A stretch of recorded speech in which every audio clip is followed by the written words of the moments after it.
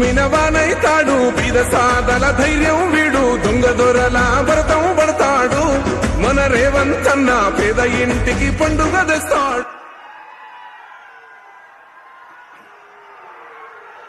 ప్రజాపాలన ప్రగతి ప్రణాళికలో భాగంగా సిద్దిపేట జిల్లా కేంద్రంలో వ్యవసాయ శాఖ మంత్రివర్యులు పెద్దలు తుమ్మల నాగేశ్వరరావు గారి అధ్యక్షతన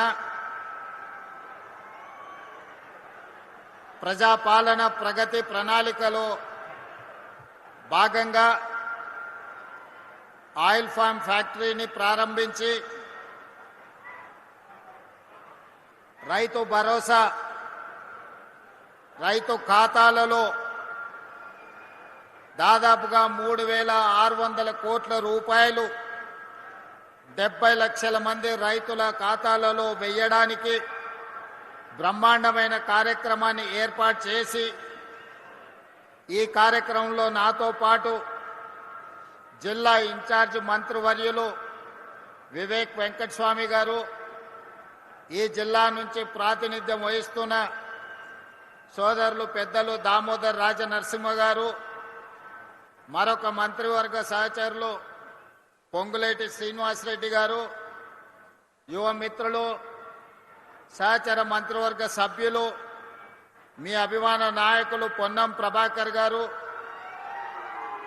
శాసన మండలి సభ్యులు, కాంగ్రెస్ పార్టీ అధ్యక్షులు మహేష్ కుమార్ గౌడ్ గారు, అదేవిధంగా ప్రభుత్వ ప్రత్యేక సలహాదారులు పెద్దలు సుదర్శన్ రెడ్డి గారు, పార్లమెంట్ సభ్యులు మిత్రులు రఘునందన్ రావు గారు, అదేవిధంగా రాజ్యసభ సభ్యులు వేం నరేందర్ రెడ్డి గారు, అదేవిధంగా మాజీ మంత్రివర్యులు పెద్దలు పోచారం శ్రీనివాసరెడ్డి గారు, ప్రభుత్వ విప్ విజయ్ రమణారావు గారు, డాక్టర్ కవ్వంపల్లి సత్యనారాయణ గారు, రామచందర్ నాయక్ గారు, బీర్లా ఐలయ్య గారు, అదేవిధంగా శాసనసభ్యులు డాక్టర్ సంజీవరెడ్డి గారు, నవీన్ యాదవ్ గారు, ఎమ్మెల్సీ అంజురెడ్డి గారు, ఆయిల్ ఫామ్ కార్పొరేషన్ చైర్పర్సన్ మిత్రులు జంగా రాఘవరెడ్డి గారు,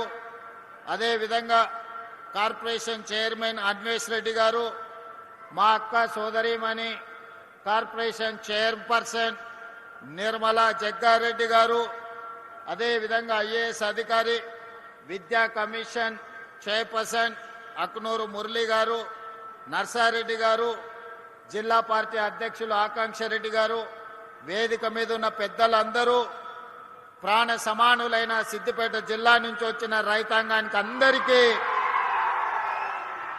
ముఖ్యంగా పాలపిట్టల లెక్క మెరిసిపోతున్న మా అక్కలందరికీ హృదయపూర్వకంగా నమస్కారం. ఈ వ్యవసాయ పండుగ దినాన ఉగాది పండుగ సందర్భంగా ఇంతమంది ఆడబిడ్డలు మొన్న చీర సారె రూపంలో ఈ ప్రభుత్వం ఇందిరమ్మ చీర పెడితే ఆ చీర కట్టుకొని ఈ పండుగ నాడు సోదరుడిని ఆశీర్వదించడానికి వచ్చినందుకు మా ఆడబిడ్డలందరికీ ప్రత్యేకంగా కృతజ్ఞతలు, ధన్యవాదాలు. ఇంతకుముందు మిత్రులు రఘునందన్ రావు గారు ఒక మాట చెప్పిండ్రు, ఎద్దేడ్చిన వ్యవసాయం రైతు ఏడ్చిన రాజ్యం సుభిక్షంగా ఉండదు అని. ఈ నానుడిని మా ప్రభుత్వం, వ్యక్తిగతంగా నేను సంపూర్ణంగా విశ్వసిస్తాను, నమ్ముతాను. అందుకే ప్రజాపాలనలో ఎన్ని సమస్యలు ఎదురైనా, సంక్షేమానికి ఎన్ని ఇబ్బందులు వచ్చినా, ఆర్థిక పరిస్థితులు మమ్మల్ని ఎన్నో రకాలుగా ఇబ్బంది పెడుతున్నా, రైతులకు సంబంధించిన ఏ సంక్షేమ పథకాన్ని కానీ, రైతులకు అందించాల్సిన ఉచిత కరెంటు కానీ ఎక్కడా లోటు రానియకుండా, అదేవిధంగా రైతులు పండించిన పంటను చివరి గింజ వరకు కొనాలి అని కార్యక్రమంగా పెట్టుకొని, కొన్న పంటకు గిట్టుబాటు ధరనే కాదు 500 రూపాయల బోనస్ కూడా ఇచ్చి రైతుల కళ్ళల్లో ఆనందం చూడాలి అని ఈ ప్రభుత్వం నిరంతరం తాపత్రయపడుతుంది, ప్రయత్నం చేస్తుంది. అందులో భాగంగానే ఈనాడున్న ఆర్థిక పరిస్థితులు అభివృద్ధి కార్యక్రమాలకు అవరోధంగా మారిన బట్టి విక్రమార్క గారితో మాట్లాడి రైతులకు మనం ఇస్తున్న రైతు భరోసా పెంచడమే కాదు, వాళ్లకు ఈరోజు సిద్దిపేట గడ్డ మీద నుంచి రైతు భరోసా నిధులను విడుదల చెయ్యాలని ఇంతకుముందు కంప్యూటర్లో తుమ్మల నాగేశ్వరరావు గారు ఇతర సహచర మంత్రివర్గ సభ్యుల సమక్షంలో 70 లక్షల మందికి 3,600 కోట్ల రూపాయలు దాదాపుగా ఇవాళ బటన్ నొక్కితే రేపటిలోగా మీ ఖాతాలలో ప్రతి రైతుకు 70 లక్షల మంది రైతుల ఖాతాలలో రైతు భరోసా నిధులు పడతాయి. అదేవిధంగా ఇంకా మిగిలిన 5,400 కోట్ల రూపాయలు 20 రోజుల్లో ఇంకొక 2,700 కోట్లు, అక్కడి నుంచి ఇంకొక 20 రోజుల్లో ఇంకో 2,700 కోట్లు, దాదాపుగా ఇవాళ మార్చి 22 తారీఖు నాడు మనం ఉన్నాం.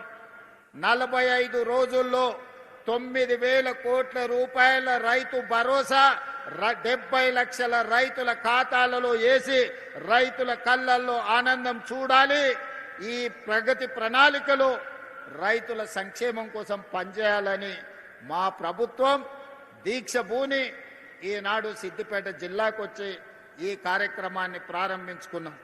మిత్రులారా, నేను ఎక్కువ వివరాలు చెప్పదలుచుకోలేదు, కానీ కొన్ని వాస్తవాలను మీ ముందు ప్రస్తావించాల్సిన అవసరం ఉన్నది. 114 నెలలు చంద్రశేఖరరావు గారు పెద్దలు ముఖ్యమంత్రిగా పనిచేసింది. వారు పెట్టిన ఖర్చు సరాసరి రైతుల కోసం పెట్టిన ఖర్చు 2,533 కోట్లు ప్రతి నెల ఖర్చు పెడితే, ఈనాడు మాన ప్రభుత్వం వచ్చి 28 నెలలైతే ఈ 28 నెలల సరాసరి ప్రతి నెల 5,500 కోట్ల రూపాయలు ఈ రోజులో రైతు సంక్షేమం కోసం ఈ రోజు మన ప్రభుత్వం ఖర్చు పెడుతున్నది. ఈనాడు రైతులకు ఇస్తున్న 24 గంటల ఉచిత కరెంటు కావచ్చు, రైతులకు అందిస్తున్న గిట్టుబాటు ధర కావచ్చు, రైతులు పండించిన సన్న వడ్లకు 500 రూపాయల బోనస్ కావచ్చు, రైతు రుణమాఫీ కావచ్చు, రైతు భరోసా కావచ్చు, రైతు బీమా కార్యక్రమాలు కావచ్చు. మీకు అకాల వర్షాలు వరదలు వస్తే ముఖ్యంగా కామారెడ్డి ప్రాంతంలో ఏ అకాల వర్షం వచ్చినా, ఏ వడగండ్ల వాన పడ్డా ముఖ్యంగా కామారెడ్డి ప్రాంతంలో రైతులకు కష్టాలు వస్తున్నాయి. ఇసుక మేటలు వేరినాయి. మొన్నటిసారి వచ్చిన తుఫాన్లో మీ జిల్లాలో చాలా దగ్గరలో చెరువులు తెగిపోతే ఈడ కాలువలు ఇసుక మేటలు పేరితే నేనే స్వయంగా వచ్చిన ఆ సందర్భంగా మిత్రుడు రఘునందన్ రావు గారు కూడా కొన్ని సమస్యల్ని మా దృష్టికి తీసుకురావడం జరిగింది. ప్రతి దగ్గర రైతుకు పంట నష్టం జరిగితే, అకాల వర్షాలు వచ్చినా, వరదలు వచ్చినా, వడగండ్ల వాన పడ్డా రైతుకు ఎకరాకు 10,000 రూపాయల లాగా నష్ట పరిహారాన్ని అందించి ఈనాడు రైతులను ఆదుకుంటే ఈ 28 నెలల్లో దాదాపుగా 1,30,40,000 కోట్ల రూపాయలు కేవలం రైతుల కోసమే ఖర్చు పెట్టి, ఇది రైతు ప్రభుత్వం, రైతు రాజ్యం అని చెప్పి రైతును రాజును చెయ్యాలని ఈనాడు మన ప్రభుత్వం ప్రయత్నం చేస్తుంది. మీ ఆశీర్వాదం, మీ అండదండలు ఉండడంతో ఈనాడు ఈ కార్యక్రమాన్ని అద్భుతంగా ముందుకు తీసుకెళ్తున్నాం. అదేవిధంగా మిత్రులారా, ఇంతకుముందు తుమ్మల నాగేశ్వరరావు గారు ఒక మాట చెప్పిండ్రు. ఈరోజు కేవలం వరి, ఈరోజు రాష్ట్రము చిన్నదైనా భారతదేశంలో ఈ 2 సంవత్సరాలు ప్రతి పంట మొట్టమొదటి స్థానం భారతదేశంలో తెలంగాణ రాష్ట్రం ముందు నిలబడ్డది వరి పండించడంలో. పోయిన సంవత్సరం 2,58,00,000 మెట్రిక్ టన్నుల వరి ఉత్పత్తి చేసి దేశంలోనే నెంబర్ 1 రాష్ట్రంగా ఈనాడు తెలంగాణ రాష్ట్రం నిలబడ్డది. కానీ ఈనాడు మా రైతులను చైతన్యం కలిగిన నిజామాబాద్, అదేవిధంగా మెదక్ జిల్లా ప్రాంత రైతాంగాన్ని నేను ఈ వేదిక మీద నుంచి విజ్ఞప్తి చేయదలుచుకున్నా. ఒకనాడు ఈ ప్రాంతంలో నిజాం సర్కారు ఉన్నప్పుడే నిజాం చక్కెర కర్మాగారాన్ని కట్టడం జరిగింది. ఈ ప్రాంతంలో రైతులు కమర్షియల్ క్రాప్లు పండించడంలో చాలా చైతన్యం కలిగిన వాళ్ళు. ఈ ప్రాంతంలోనే చెరుకు పండించేది, ఈ ప్రాంతంలోనే సోయాబీన్ పండించేది, ఈ ప్రాంతంలోనే మొక్కజొన్న పండించేది, ఈ ప్రాంతంలోనే ఎర్రజొన్నలు పండించేది, ఈ ఈ ప్రాంతంలోనే మీరు పసుపు పండించేది. ఆనాడు పెద్దలు చెప్పేవాళ్ళు, నేను నిజామాబాద్ వెళ్ళినప్పుడు ఒకప్పుడు ఒక క్వింటాల్ పసుపు మార్కెట్లో అమ్మితే తులం బంగారం కొనుక్కొని ఇంటామ కోసం తీసుకొచ్చేది అని. మరి ఇవాళ తులం బంగారమేమో 2 లక్షలు అయింది, పసుపుకు మాత్రము ఈరోజు ధరలు లేవు. కానీ ఈనాడు వ్యవసాయంలో మార్పు రావాలి. ఈరోజు పామాయిల్ ఫ్యాక్టరీని దాదాపుగా 750 కోట్ల రూపాయలతోని ఈనాడు కార్పొరేషన్ ఆధ్వర్యంలో ఈరోజు ప్రారంభించుకున్నాం. తుమ్మల నాగేశ్వరరావు గారు, రఘునందనరావు గారు చెప్పినట్టు తెలంగాణ రాష్ట్రంలో పామాయిల్ పంట ఈనాడు 3 లక్షల ఎకరాలకు చేరింది. 3 లక్షల ఎకరాలు కాదు, 10 లక్షల ఎకరాల పామాయిల్ పండించినా కొనడానికి ప్రభుత్వం సిద్ధంగా ఉంది. మీకు లాభసాటి వ్యవసాయంగా మారుతుంది. రైతును పంట మార్పిడిలోకి రావాల్సిందిగా నేను విజ్ఞప్తి చేస్తున్నా. ఇవాళ వేదిక మీద వరంగల్ రైతులు ఉన్నారు, రాజకీయ నాయకులు ఉన్నారు, ఖమ్మం జిల్లాకు సంబంధించిన వాళ్ళు ఉన్నారు, నల్గొండకు సంబంధించిన వాళ్ళు ఉన్నారు. మీరు ఖమ్మం వరంగల్ ప్రాంతానికి పోతే మీకు పత్తి పండుతుంది, మిర్చి పండుతుంది. నల్గొండకు వస్తే వడ్లతో పాటు కొన్ని కందులు పండుతాయి. ఆ నుంచి మా మహబూబ్నగర్కి వస్తే పచ్చజొన్నలు, సజ్జలు, కందులు పండుతాయి. మా దగ్గర దోసకాయలు పండుతాయి. రంగారెడ్డి జిల్లాకు వస్తే, వికారాబాద్ రంగారెడ్డి జిల్లాకు వస్తే ఇవాళ భారతదేశానికి మంచి కందిపప్పు ఆ ప్రాంతంలో పండిస్తున్నాం. ఈరోజు రంగారెడ్డి జిల్లాలో ద్రాక్ష తోటలు కానీ, కూరగాయలు కానీ, పాలకూర కానీ, మెంతం కూర కానీ, ఈరోజు కొత్తిమీర కట్టలు కానీ, ఒకప్పుడు ద్రాక్ష తోటలు కానీ రంగారెడ్డి జిల్లా చుట్టూతో ఉండేది. పాడి పరిశ్రమ ఉండేది. ఆర్టీసీలో బస్ ఎక్కితే వనస్థలపురం హయత్ నగర్ నుంచి పాల క్యాన్లతోని, కూరగాయల తట్టలతోటి పండ్లు, ఫలాలు, కూరగాయలు తీసుకొని మా రైతులు ఆర్టీసీ బస్సులో హైదరాబాద్కు అమ్మనికి వచ్చేది. కాలం మారింది, రియల్ ఎస్టేట్ పెరిగింది, పంట తోటలు అన్నీ కూడా లేఅవుట్లు అయిపోయినాయి, ప్లాట్లు అయిపోయినాయి. ఇవాళ ఎక్కడ చూసినా పాలు ఎక్కడి నుంచో కొనుక్కుంటున్నాం, కూరగాయలు విదేశాల నుంచి తెచ్చుకుంటున్నాం, కోడిగుడ్లు పక్క రాష్ట్రం నుంచి తెచ్చుకుంటున్నాం, తమిళనాడు నుంచి. మరి చికెన్ కావాలంటే ఒక దగ్గర పోతున్నాం, పాలు కావాలంటే చిత్తూరు పోతున్నాం, కూరగాయలు కావాలంటే ఇంకో రాష్ట్రం పోతున్నాం. ఇట్లా ఏది చూసినా ఇవాళ ఇతర ప్రాంతాల నుంచో, ఇతర జిల్లాల నుంచో, ఇతర రాష్ట్రాల నుంచో, ఇతర దేశాల నుంచో దిగుమతి చేసుకునే పరిస్థితి వచ్చింది. దీనికి కారణం ఏందో మా రైతన్నలను ఆలోచన చేయమంటున్నా. మా తుమ్మల నాగేశ్వరరావు గారికి నేను సూచన చేస్తున్నా, రైతుల చైతన్యం తీసుకురావాలి. రైతులు పండించే వడ్లు ఒక్కటే మన సమస్యకు పరిష్కారం కాదు. ఇవాళ వరి పండిస్తే వ్యవసాయ రైతుకు కష్టం తక్కువ ఉందని వరి పండిస్తుండ్రు, వరి కొంటున్నాం. కానీ భారతదేశంలో ఈరోజు ఈ దేశానికే కాదు, ప్రపంచంలో అన్ని దేశాలకు మన దగ్గర పండించిన వడ్లు, బియ్యం సరఫరా చేసినా ఇంకా మిగిలిపోయే పరిస్థితి ఉంది. మన కేంద్ర మంత్రిని కలిసినప్పుడు మేము ఈసారి 50 లక్షల మెట్రిక్ టన్నుల కంటే మేము ఎక్కువ ప్యాడీ కొనము, మీరు ఆపండి అన్నారు. ఇప్పటికే ఈ సంవత్సరం 71 లక్షల మెట్రిక్ టన్నుల వడ్లు మనం కొన్నాం. మరి కొన్న వడ్లు ఏం చేయాలో మీరు ఆలోచన చేయండి. ఇవాళ గిట్టుబాటు ధరతో పాటు బోనస్ ఇచ్చి కొన్న తర్వాత, ఈరోజు పేదలకు సన్న బియ్యం ఇచ్చిన తర్వాత ఇంకా లక్షల మెట్రిక్ టన్నుల వడ్లు, బియ్యం మన దగ్గర మిగిలిపోతున్నాయి. ఈరోజు విదేశాలకు ఎగుమతి చేద్దామంటే సరైన గిట్టుబాటు ధర లేదు, లాభసాటిగా లేదు, సమస్యలు వస్తున్నాయి. మరి అందుకే ఇవాళ పంట మార్పిడికి మనం పూనుకోవాలి.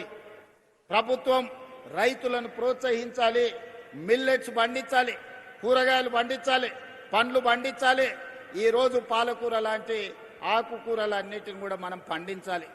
ఈరోజు రైతులకు పాలు కావాలి అంటే పేద పట్నంలో ఉండే వాళ్లకు ఈరోజు పాలు పండ్లు కొనాలంటే ఎక్కడికో పోవాల్సి వస్తుంది. వీటన్నిటినీ ఈరోజు మన పంట మార్పిడి ద్వారా రైతులకు అన్ని అవకాశాలు కల్పించాలి. రైతులను ప్రోత్సహించడానికి ప్రణాళికలు సిద్ధం చేయాలి. తుమ్మల నాగేశ్వరరావు గారు వ్యవసాయ శాఖ మంత్రే కాదు, ఆయననే పెద్ద రైతు. రైతుకున్న సమస్య తుమ్మల నాగేశ్వరరావు గారికి సంపూర్ణమైన అవగాహన ఉంది. ఏదైనా యూనివర్సిటీ పరీక్ష పెడితే ఆయనకు డాక్టరేట్ వస్తుంది వ్యవసాయం మీద. వ్యవసాయంలో ఆయన ప్రజాప్రతినిధిగా ఉంటే ప్రజలల్లో ఉంటాడు, ప్రజాప్రతినిధిగా లేకపోతే వ్యవసాయ పొలాలల్లో లొంగి కట్టుకొని వ్యవసాయ పనుల మీద ఉంటాడు. ఇవాళ అలాంటి వాడు మనకు వ్యవసాయ శాఖ మంత్రిగా ఉండడం మన అందరి అదృష్టం. అందుకే తుమ్మల నాగేశ్వరరావు గారికి నేను విజ్ఞప్తి చేస్తున్నా, పంట మార్పిడికి అవసరమైన ప్రణాళికలు తీసుకురండి. కేంద్ర ప్రభుత్వంతో మాట్లాడదాం, మోడీ గారిని అడుగుదాం. మిత్రుడు రఘునందన్ రావు గారు ఉన్నారు, కిషన్ రెడ్డి గారు ఉన్నారు, బండి సంజయ్ గారు ఉన్నారు, 8 మంది ఎంపీలు ఉన్నారు. తెలంగాణ రాష్ట్రంలో పంట మార్పిడి ద్వారా రైతులకు లాభసాటిగా కేంద్ర ప్రభుత్వం రాష్ట్ర ప్రభుత్వం కలిసి మెలిసి ఏ విధంగా లాభసాటిగా చేద్దాం, రైతులు తలెత్తుకొని నిలబడే విధంగా, రైతులు పండించిన పంటకు లాభసాటిగా ధరలు వచ్చే విధంగా ఈరోజు పామాయిల్ పండిస్తే 4 సంవత్సరాలు మనకు రిజల్ట్ రాదు అని చెప్తున్నారు. 4 ఏళ్లు మరి రైతు ఎట్లుండాలంటే రైతును ఆదుకోవాల్సిన అవసరం ఉంది అని ఇంతకుముందు మిత్రులు చెప్పారు. అందుకే కేంద్ర ప్రభుత్వంతో పాటు కేంద్ర ప్రభుత్వం రూపాయి ఇస్తే తెలంగాణ నుంచి కూడా ఇంకో రూపాయి తోడేసి ఆ 2 రూపాయలు రైతుకి 4 ఏళ్లు బతకడానికి జీవనం సాగించడానికి సహకారం అందిస్తాం. పామాయిల్ ఫ్యాక్టరీలు కడదాం. ఈ వేదిక మీద నుంచి తుమ్మల నాగేశ్వరరావు గారికి నేను విజ్ఞప్తి చేస్తున్నా, మా కొడంగల్ అత్యంత వెనుకబడిన ప్రాంతం, అమాయకులు మంచోళ్ళు, అడగడం కూడా రానోళ్ళు. అందుకే ఇవాళ నేను బాధ్యత ఎక్కువ తీసుకోవాల్సి వచ్చింది. చాలా రోజుల నుంచి ఉపాసం అన్నారు, 1 పూట తిని బతికాను. ఇప్పుడన్నా నేను ఉన్నప్పుడన్నా 2 పూటల భోజనం పెట్టి పొద్దుటి పూట కొంచెం టిఫిన్ పెడితే మా రైతులు మా ప్రాంత ప్రజలు కొంత బాగుపడతారు. అందుకే తుమ్మల నాగేశ్వరరావు గారికి వేదిక మీద నుంచి విజ్ఞప్తి చేస్తున్నా, సిద్దిపేటలో కట్టిన ఈ ఫ్యాక్టరీ కొడంగల్ నియోజకవర్గంలో కూడా ఇట్లాంటిది ఒక ఫ్యాక్టరీ కట్టండి, మా రైతులకు ఉపయోగపడుతుంది. దయచేసి తుమ్మల గారు, అదేవిధంగా మిత్రులు దామోదర్ రాజనరసింహ గారు, మహబూబ్ నగర్ జిల్లా ఇన్ఛార్జ్ మంత్రివర్యులు వారు, దామోదర్ రాజనరసింహ గారు ఒక్కసారి సమీక్ష చేసి ఇంత మంచి ఫ్యాక్టరీని నా నియోజకవర్గంలో కట్టడానికి దామోదర్ రాజనరసింహ గారిని, తుమ్మల నాగేశ్వరరావు గారిని విజ్ఞప్తి చేస్తున్నా. ఇది మంచి లాభసాటి వ్యవసాయం. ఇలాంటివి వస్తే, ఇలాంటి పరిశ్రమలు వస్తే మన పిల్లలు చదువుకోవడానికి, మన కుటుంబం బాగుపడడానికి, మనం ఒక మంచి ఇల్లు కట్టుకోవడానికి, మనం మంచి కారు కొనుక్కోవడానికి ఎవరి దగ్గరను పోయి చేయి ఆపాల్సిన అవసరం లేదు. ఇవాళ పెద్దలు సుదర్శన్ రెడ్డి గారు ఉన్నారు. మనందరికీ తెలుసు, మనం అంకాపూర్ చికెన్ అని తింటుంటాం అప్పుడప్పుడు. అంకాపూర్ అమెరికాలో లేదు, నిజామాబాద్లో ఉంది అంకాపూర్ అనే ఊరు. ఆ కాలంలో మారుతి కార్లు వచ్చినప్పుడు ఊరంతా వ్యవసాయం చేసుకునే రైతులు అందరూ పోయి మారుతి కార్లు కొనుక్కొని వచ్చారు. వ్యవసాయము లాభసాటిగా అంకాపూర్ అంటే మా మహేష్ గౌడ్ గారు అంటుంటారు, మీరు వ్యవసాయం నేర్చుకోవాలంటే మా అంకాపూర్ వచ్చి చూడండి అని. సంతోషమే, చూస్తాం. కానీ తెలంగాణలో 12,702 గ్రామ పంచాయతీలు ఉన్నాయి. ప్రతి గ్రామ పంచాయతీ ఒక అంకాపూర్ కావాలి. ప్రతి రైతు వ్యవసాయంలో సంపాదించి, వ్యవసాయంలో పంట పండించి కారు కొనుక్కునే స్థాయికి రావాలి. ఆ విధంగా అంకాపూర్ అనే గ్రామాన్ని ఆదర్శంగా తీసుకొని తెలంగాణ రాష్ట్రం 12,728 గ్రామ పంచాయతీలు ఉన్నాయి. అన్ని గ్రామ పంచాయతీలను అంకాపూర్ లాగా తీర్చిదిద్దాల్సిన బాధ్యత ఈ ప్రభుత్వం మీద ఉన్నది. ఆ కార్యక్రమాన్ని మన అందరం కలిసి భుజాలకు ఎత్తుకుందాం. ఇవాళ రైతులు వేరే పంటకు పోతే నష్టం జరుగుతుందని ఆలోచన చేయకండి. ఇవాళ మిల్లెట్స్ అని, ఆర్గానిక్ ఫుడ్ అని ఈరోజు రకరకాల పండ్లు కూరగాయలు ఎక్కడెక్కడి నుంచో కొనుక్కుంటున్నాం. అదే మన దగ్గర పండించుకుంటే లాభసాటిగా ఉంటుంది, ఎక్కడికో వెళ్లాల్సిన పని లేదు. ఇవాళ అమెరికన్ రీసెర్చ్ సెంటర్ ఇక్రిసైట్ వచ్చి మీ దగ్గరనే పెట్టారు. ఎందుకు ఇక్రిసైట్ ఇక్కడ పెట్టారు? వ్యవసాయ పరిశోధన కేంద్రాన్ని అమెరికా ప్రభుత్వం హైదరాబాద్లో మెదక్ జిల్లాలో పెట్టిందంటే ఇక్కడ సారవంతమైన భూములు ఉన్నాయి. ఈ సారవంతమైన భూములు ఒక్కొక్క జిల్లా ఒక్కొక్క పంటకు ప్రతిదీ, ఒక్కొక్క జిల్లాలో, ఒక జిల్లాలో చెరుకు పండితే, ఒక జిల్లాలో పత్తి పండితే, ఒక జిల్లాలో మిర్చి పండితే, ఒక జిల్లాలో పసుపు పండితే, ఓ జిల్లాలో కందులు పండితే, ఓ జిల్లాలో ఎర్రజొన్నలు పండితే, ఓ జిల్లాలో ద్రాక్ష తోటలు పండుతాయి, ఓ జిల్లాలో టమాటాలు పండితే, ఇంకొక జిల్లాలో వంకాయలు పండుతాయి, దోసకాయలు పండుతాయి, బెండకాయలు పండుతాయి. తెలంగాణ సారవంతమైన భూమి. ఈ సారవంతమైన భూమికి పనిచేసే కష్టపడే రైతు అవసరం ఉంది. ఇవాళ ఫ్యాక్టరీలు, పెద్ద పెద్ద ఉద్యోగాలు, ఐటీ కొలువుల కంటే కూడా 2 ఎకరాల వ్యవసాయంలో అంతకంటే ఎక్కువ సంపాదించడానికి అవకాశం ఉన్నది. అందుకే ప్రభుత్వాలు కూడా వినూత్నంగా ఆలోచన చేయాలి. ప్రభుత్వాలు సాంకేతిక నైపుణ్యాన్ని రైతులకు అందుబాటులోకి తీసుకురావాలి. రైతులకు అవగాహన కల్పించాలి. రైతులకు విత్తనాలు ఇవ్వాలి. రైతులు పంట పండించడానికి అవకాశం ఇవ్వాలి. రైతు పండించిన పంటను ప్రభుత్వం అమ్మడానికి అవసరమైన కొనుగోలు కేంద్రాలను ఏర్పాటు చేయడమే కాకుండా అంతర్జాతీయ మార్కెట్లో మన రైతులు పండించిన పంటలు ఎగుమతి చేసుకోవడానికి ప్రభుత్వం బాధ్యత తీసుకొని ఎగుమతి చెయ్యాలి. దానికి సంబంధించి మన ప్రభుత్వం ప్రయత్నం చేస్తుంది. నాకు కావాల్సిందంతా వయసు ఉంది, ఓపిక ఉంది, అవగాహన ఉంది. తెలివంది అడిగి తెలుసుకుంటా. నాకు తెలుసని నేను గొప్పలకు ఓను. తెలివంది ఏమని ఉంటే తెలుసుకుంటా. నేను తెలుసుకున్నది మీతో పంచుకుంటా. నేను మీతో పంచుకున్నది మీరు పంట పండిస్తే తెలంగాణ అద్భుతమైన తెలంగాణ, బంగారు తెలంగాణ అంటే గిదే బంగారు తెలంగాణ. తెలంగాణలో పంటే ప్రతి పంట, ప్రతి గింజ బంగారు తెలంగాణలో భాగస్వాములను చేస్తుంది అని చెప్పి ఈనాడు మా రైతాంగం అందరూ కూడా కదిలి రావాలి. ముఖ్యంగా మా అన్నలు నగదు ఉంటే సాయంత్రం బెల్ట్ షాప్కి ఇచ్చొస్తారు. కానీ ఆ నగదు మా అక్కల దగ్గర ఉంటే ఇంటికి ఉపయోగపడుతుంది, పిల్లల చదువులకు ఉపయోగపడుతుంది, వ్యవసాయంలో ఎరువులు ఏమైనా కొనుక్కోవడానికి ఉపయోగపడుతుంది. అందుకే ఈనాడు మహిళల ప్రాతిపదికన ఇవాళ రేషన్ కార్డు ఇచ్చిన మహిళలకే, సన్నబియ్యం ఇచ్చిన మహిళలకే, ఇందిరమ్మ ఇల్లు ఇచ్చిన మహిళలకే, ఇందిరమ్మ ఇంట్లో 200 యూనిట్లు ఉచిత కరెంట్ ఇచ్చిన మా ఆడబిడ్డల కళ్ళల్లో వెలుగు చూడాలనేదే ఇవాళ ఏ సంక్షేమ పథకం ఇచ్చినా ఈనాడు మహాలక్ష్మి ద్వారా ఆర్టీసీ బస్సుల్లో ఉచిత ప్రయాణం చేస్తున్నారని అంటున్నారు. అవును, మీ తమ్ముడు ఉన్నాడు కాబట్టే ఇవాళ 28 నెలల్లో ఎన్నడన్నా ఎవరన్నా ₹1 అడిగినరా? అక్క బస్సు ఎక్కితే ఎవరన్నా రూపాయి అడిగిర్రా? ప్రారంభించినాడు మా ఎమ్మెల్యేమ్మ అడిగింది, యశస్విని రెడ్డి. మరి పైసలు అడిగితే ఎట్లా అని నేను చెప్పిన, ప్రతి ఆడబిడ్డను హ్యాండ్ బ్యాగ్లో మీ సోదరుడి ఫోటో పెట్టుకొని ఆ కండక్టర్కి నా టికెట్ పైసలు అడితే మా తమ్ముడు పట్నం వాళ్ళు ఉంటాడు, పోయి తెచ్చుకోపో అని చెప్పమని చెప్పిన. ఈ 2 ఏళ్ళల్లో మా అక్కలు చెప్పాలి. అంతకుముందు అమ్మగారి ఇంటికి పోవాలంటే ఇంటి ఆయనను అడగాల్సిన పరిస్థితి. అమ్మవారిని దర్శించుకోవాలంటే ఏం పోతావు లే అమ్మ అంటే బాధపడి ఇంట్లో ఉండేది. ఇవాళ అమ్మగారి ఇంటికి పోవాలన్నా, అమ్మవారిని దర్శించుకోవాలన్నా ఇంటి ఆయన బాయ్ కాడుకో ఇంటికి వచ్చే లోపల పోయి చూసి మళ్ళీ ఇంటికి వచ్చి రావచ్చు. మళ్ళీ ఎప్పటిలాగే ఈటీవీ మా టీవీ సీరియల్ చూడవచ్చు. అవునా? మరి ఇవాళ ఆర్టీసీ బస్సుల ఉచిత ప్రయాణానికి 9,000 కోట్ల రూపాయలు మన ప్రభుత్వం ఖర్చు పెట్టింది.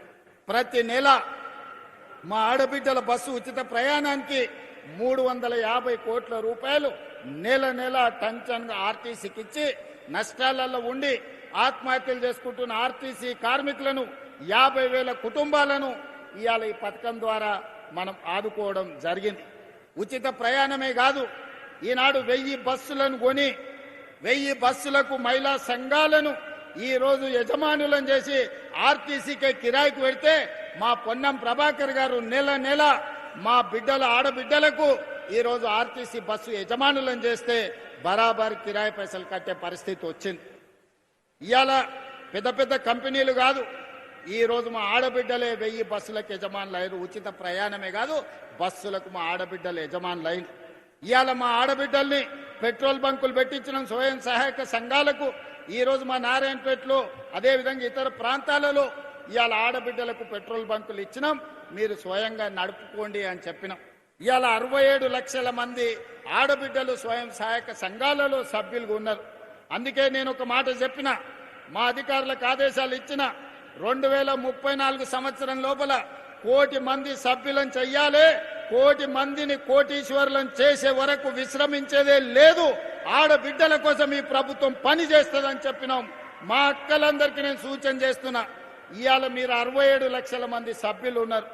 దీన్ని 1 కోటి మందిని చేసే బాధ్యత ప్రతి సంఘం సభ్యురాలు బాధ్యత.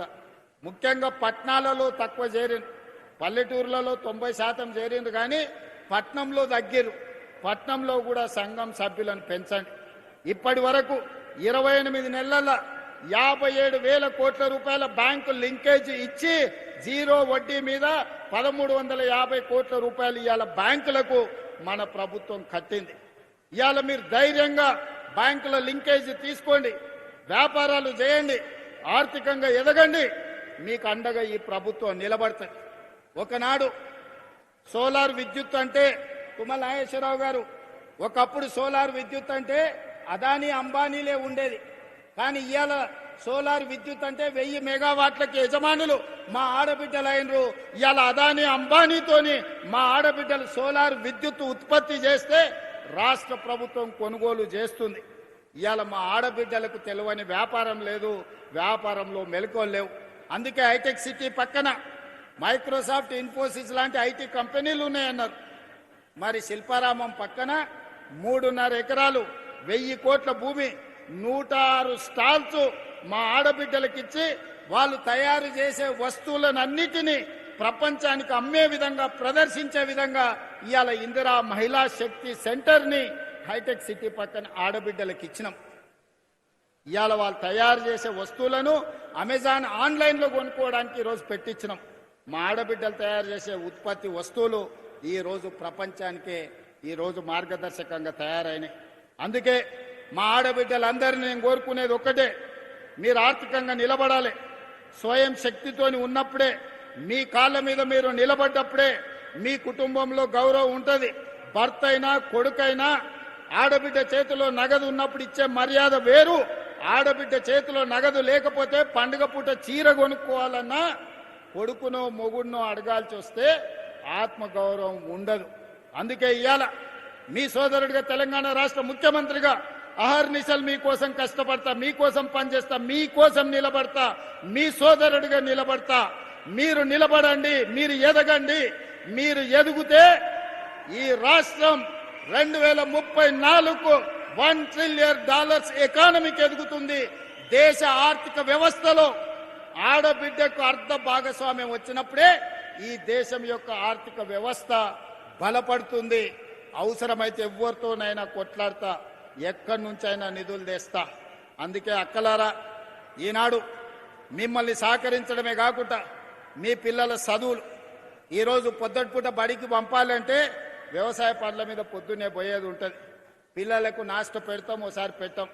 కాలే కడుపులతో పిల్లలు బడికి పోతే అర్ధాకలతో సార్ చెప్పేది అర్థం కాదు సగం. ఆ తర్వాత సగం పూట బడి నుంచే వాడు ఇంటికి వస్తాడు ఆకలితో. అందుకే అన్ని ఆలోచన చేసిన. ఇట్లా లాభం లేదు. మళ్ళీ నర్సరీ, ఎల్కేజీ, యూకేజీ ప్రైవేట్కి పోయి 1వ తరగతికి గవర్నమెంట్కి రావాలంటే అది భారం అయిపోతుంది. అందుకే ఈ సంవత్సరం నుంచి తెలంగాణ పబ్లిక్ స్కూల్ మా మురళి కమిషన్ చైర్పర్సన్ ఇచ్చిన సూచన మేరకు నర్సరీ నుంచే రాష్ట్ర ప్రభుత్వ ఆధ్వర్యంలో ఈరోజు పాఠశాలలను, తెలంగాణ పబ్లిక్ స్కూళ్లను వచ్చే అకాడమిక్ ఇయర్లో ప్రారంభించుకుంటున్నాం. మంచి నాస్టా, మంచి లంచ్ అక్కడనే పెడుతున్నాం. ఒకరోజు పిల్లలకు పాలిస్తాం, 2వ రోజు రాగి జావ ఇస్తాం.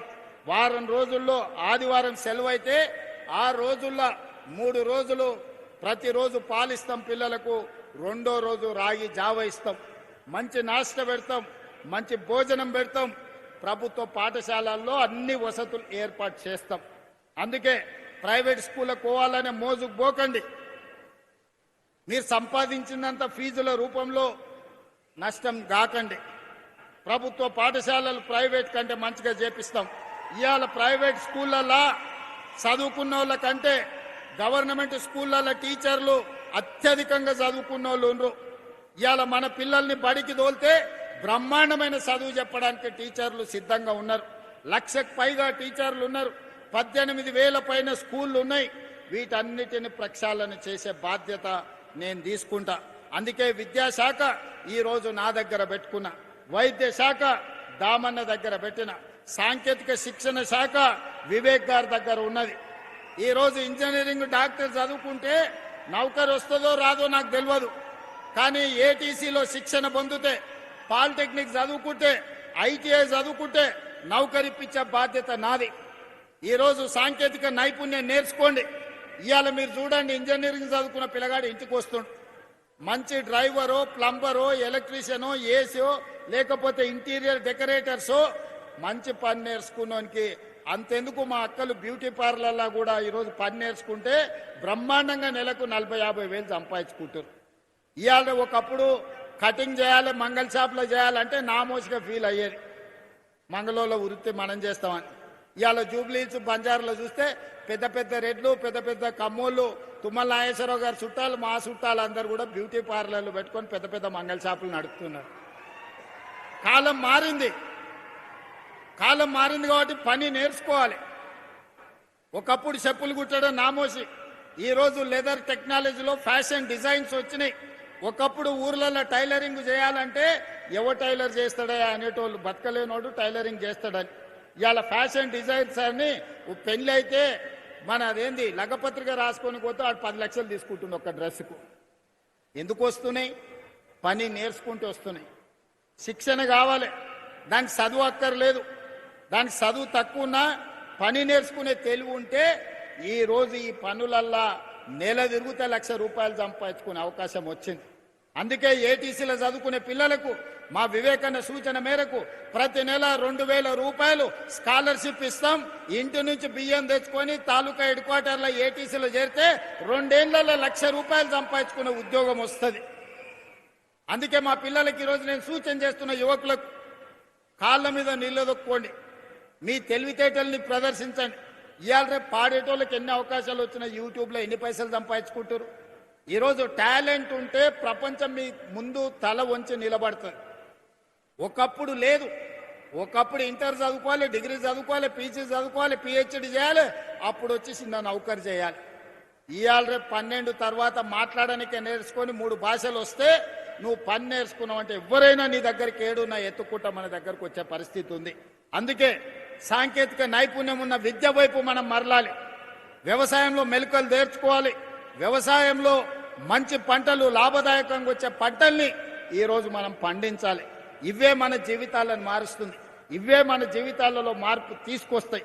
అందుకే నేను ఈ వేదిక మీద నుంచి రాజకీయాలు మాట్లాడదలుచుకోలే. ఎన్నికలప్పుడే రాజకీయాలు. ఎన్నికలప్పుడు పోటీ ఎన్నికల్లో నిలబడ్డప్పుడు రఘునందన్ రావు గారిని ఓడగొట్టాలా నేనే ఈడ మస్తుగా తిరిగిన. ఎన్నికలు అయిపోయినాయి, మీరు అందరు తీర్పు ఇచ్చిండ్రు. ఆయన ఎంపీ అయిండు, నేను ముఖ్యమంత్రి అయినా. మేమిద్దరం ఈరోజు సమన్వయం చేసుకుంటే మీ ప్రాంతం అభివృద్ధి జరుగుతుంది. ఇవాళ సిద్దిపేట ప్రాంతంలో సమస్యలు చెప్పిండు, దుబ్బాక ప్రాంతంలో సమస్యలు చెప్పిండు, ఈరోజు ఇతర ప్రాంతాల సమస్యలు చెప్పిండు. ముఖ్యమంత్రిగా నా బాధ్యత ఎంపీ గారు నా దృష్టికి తీసుకొచ్చిన సమస్యల్ని పరిష్కరించడం. అందుకే ఈరోజు ఇక్కడనే కాదు, రేపు ఎరువులు ఇజ్రాయెల్ ఇరాన్ యుద్ధం జరుగుతుంది. యుద్ధం అక్కడ జరిగితే మనకేందని మన ఎరువులు మొత్తం విదేశాల నుంచే రావాలి, గ్యాస్ అక్కడి నుంచే రావాలి. ఈరోజు మనకు రాబోయే రోజుల్లో యూరియా కొరత వచ్చేటట్టు కనిపిస్తున్నది. యుద్ధం కొనసాగితే యూరియా సమస్య వస్తుంది. కానీ మనకి ఇక్కడ రామగుండం ఫర్టిలైజర్ కార్పొరేషన్ ఉన్నది, ఉత్పత్తి చేస్తుంది. మన దగ్గర ఉత్పత్తి చేసేది మొత్తం మనకే ఇవ్వాలి.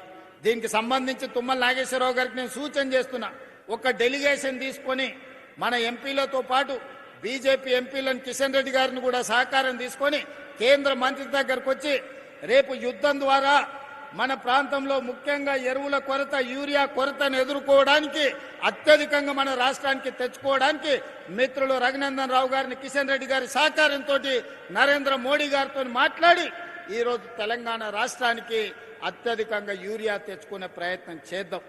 ఎందుకంటే మన రైతులు అత్యధికంగా వరి పండిస్తున్నారు. వరి వేసిందంటే యూరియా కావాల్సిందే.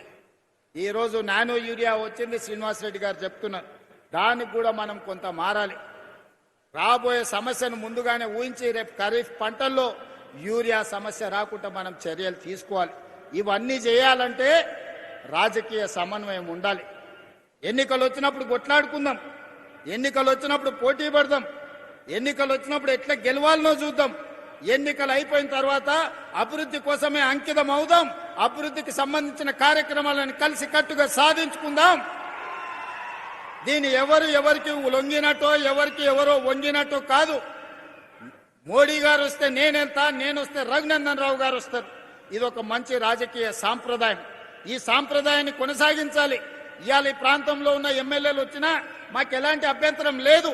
ఈ వేదిక మీద నుంచి మీ సమస్యలు చెప్తే తప్పకుండా ఈ ప్రభుత్వం పరిష్కరిస్తుంది.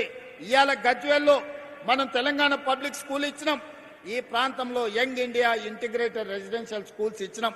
ఇవాళ వివేక్ గారిని అడిగిన సిద్దిపేటకి ఇందిరమ్మ ఇండ్లు ఇచ్చినామా అని 3500 ఇండ్లు ఈ సిద్దిపేట అసెంబ్లీకి ఇచ్చినాం, గజ్వేల అసెంబ్లీకి ఇచ్చినాం, సిరిసిల్ల అసెంబ్లీకి ఇచ్చినాం. నాకు కేటీఆర్ తోనో, హరీష్ తోనో, చంద్రశేఖరరావు గారితోనో రాజకీయంగా భిన్నాభిప్రాయాలు ఉండొచ్చు. కానీ అక్కడ కూడా పేదోళ్ళు ఉన్నారు, అక్కడ కూడా దళితులు ఉన్నారు, అక్కడ కూడా గిరిజనులు ఉన్నారు, అక్కడ కూడా బలహీన వర్గాలు ఉన్నారు. వీళ్ళని దృష్టిలో పెట్టుకుంటే వాళ్ళకి అన్యాయం జరుగుద్ది. అందుకే ఇవాళ సిరిసిల్ల, సిద్దిపేట, గజ్వేల్ కూడా ప్రతి నియోజకవర్గానికి 3500 ప్రకారం 10,500 ఇండ్లు ఈ 3 అసెంబ్లీ నియోజకవర్గాలలో ఇచ్చి మా నిజాయితీ చూపించుకున్నాం. ఈ పరిశ్రమ ఇవాళ సిద్దిపేటలో ఉంది. నేను కావాలంటే 2024లోనే ఈ పరిశ్రమ పనులు ప్రారంభమైనాయి. నేను ముఖ్యమంత్రి అయినాకనే తుమ్మల నాగేశ్వరరావు గారి పని మొదలుపెట్టారు. కావాలంటే ఇది నేను కొడంగల్కు తీసుకుపోతుంటేనా? ఎందుకు ఇక్కడ కట్టించినాం? ఇక్కడ రైతుల కోసం కట్టించినాం. ఇక్కడ ఉండే ఎమ్మెల్యే కోసం కట్టలే, ఎమ్మెల్యే ఉన్నాడని తరలించలే. ఇవాళ సిద్దిపేటలో కట్టిన తర్వాతనే నా కొడంగల్కి ఇంకొక పరిశ్రమ ఇయ్యమని మా మంత్రులను నేను అడుగుతున్నా. నేను వివక్ష చూపియను, వివక్ష అని చెప్తున్నారు తప్పు. ఒకవేళ వివక్ష గురించి చర్చించాల్సి వస్తే 2014 నుంచి 2024 వరకు మీరు కొడంగల్కి ఎన్ని నిధులు ఇచ్చిండ్రు, ఈ 24 నెలల నేనెన్ని ఈ ప్రాంతానికి నిధులు ఇచ్చినో మొత్తం లెక్క తీద్దాం. వివక్ష మా ఇంట వంట లేదు. మిమ్మల్ని చూసి ప్రజల్ని అంచనా వేయం. ప్రజలతో మాకు ప్రత్యక్ష సంబంధం ఉంది. పేదల పట్ల మాకు ప్రేమ ఉంది, పేదల పట్ల అభిమానం ఉంది. ఆ పేదల కోసం పనిచేస్తాం తప్ప రాజకీయ నాయకుల కోసం పనిచేయం. మీరు అట్లా చేసిండ్రు కాబట్టి మేము కూడా అట్లనే ఉంటామని అనుకుంటే అట్లాంటి ఆలోచనలని దూరం పెట్టమని చెప్పి నేను విజ్ఞప్తి చేస్తున్న ఈ శాసనసభ్యుడికి. రాజకీయాలు ఎన్నికలు వస్తే ఓకే, ఎన్నికలు పోటీ పడదాం. ఎవరేందో ప్రజలు తీర్పిస్తారు. నువ్వు చెప్పేది నువ్వు చెప్తావు, నేను చెప్పేది నేను చెప్తా.